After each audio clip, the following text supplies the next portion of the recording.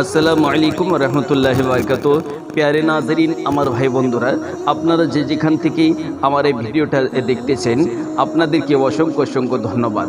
তাই আপনাদের কাছে নিয়ে এসেছি এমনও একটি আল্লাহ পাক রব্বুল আলমিনের শব্দকে নিয়ে এসেছি, আল্লাহ পাক রব্বুল আলমিনের সেফাতি নামকে নিয়ে এসেছি।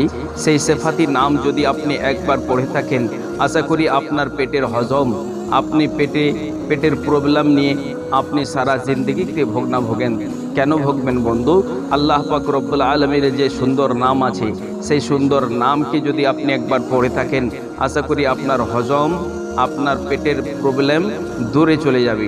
তাই আপনি কীরূপভাবে ব্যবহার করবেন, কি শব্দটা ব্যবহার করবেন, আপনাকে অবশ্যই বলে দিচ্ছি। তাই ভাই, বলার পূর্বে আমি বলি, আমার এই চ্যানেলটাকে সাবস্ক্রাইব করে পাশে থাকবেন আর একটি লাইক অবশ্যই করে দেবেন। আপনি কি পড়বেন? আপনাকে পড়তে হবে, যখন আপনি খাওয়া দাওয়া করবেন, তাহলে প্রত্যেক দিন খাওয়া দাওয়া করার পর আপনি পেটে হাত ফিরিয়ে পেটের উপরে হাত বোলাইয়া এই শব্দটি পাঠ করবেন আর বলবেন, ইয়া বাসিতু, ইয়া বাসিতু, ইয়া বাসিতু, ইয়া বাসিতু, ইয়া বাসিতু, ইয়া বাসিতু।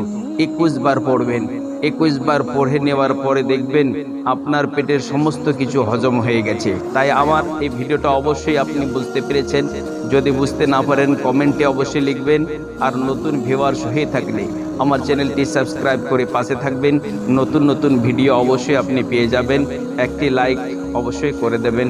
ফি আমানিল্লাহ, খুদা হাফিজ। আসসালামু আলাইকুম ওয়া রাহমাতুল্লাহি ওয়া বারাকাতুহু।